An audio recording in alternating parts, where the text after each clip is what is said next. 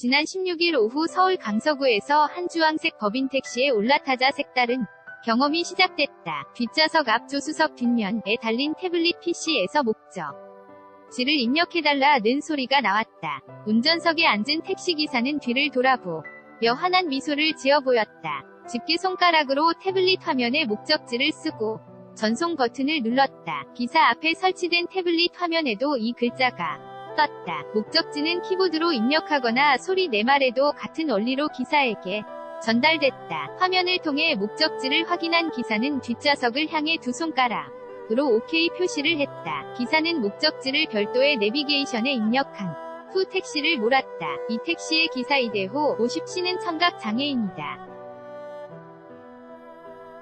메시지 전송 애플리케이션이 설치된 태블릿이 그와 승객의 대화를 돕는다.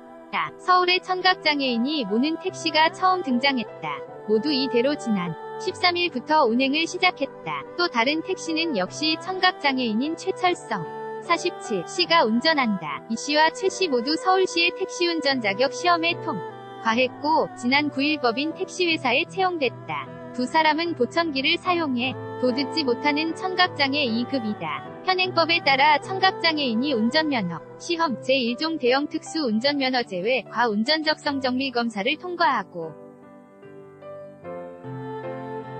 택시운전 자격을 얻는 데는 제한이 없다. 운전면허 시험을 주관하는 도로교통공단의 명묘희 책임연구원은 과거 실험 결과 청각장애인은 주행 상황 변화에 따른 속도 편차 등에 있어서 일반인과 유의미한 차이가 나타나지 않았다.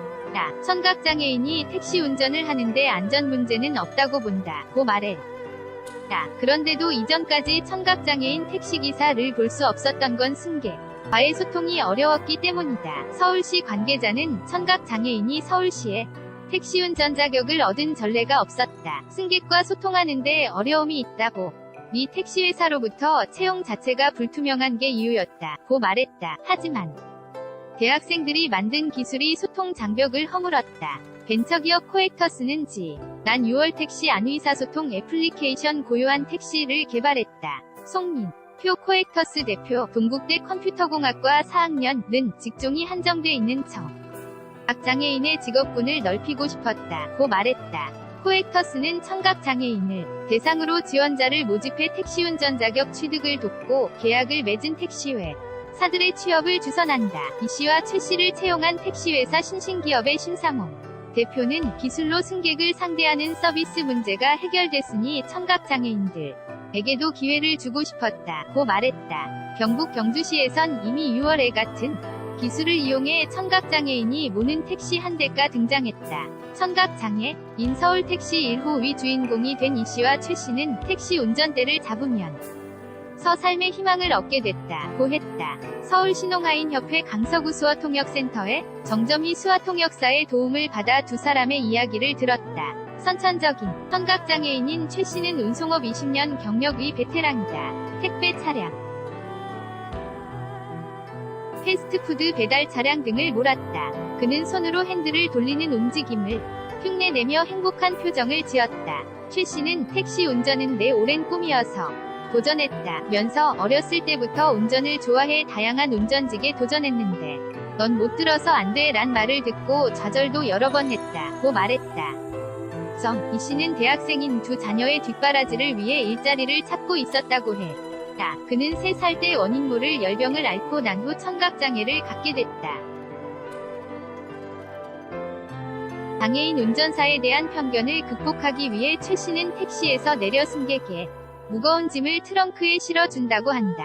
서비스를 받은 승객이 기쁜 표정을 지을 때 마음이 벅차오른다고 했다. 이씨는 외국인 승객을 태운 기억을 떠올렸다. 그는 승객이 목적지를 영어로 적었는데 인터넷 검색을 통해 알아내서 목적지까지 잘 갔다면서 뿌듯해했다. 하지만 상처를 받는 경우도 있었다. 이씨는 내가 청각장애인이란 사실을 알고 뭐야 하는 표정을 짓고 문을 쾅 닫고 그냥 내려버리는 승객도 있었다. 몇 수와로 마음이 아팠다를 표현했다. 기자가 타본 이 고요한 택시 애선과 또한 간섭의 불편을 느끼는 사람들이 반길만한 친목 서비스가 이뤄졌다.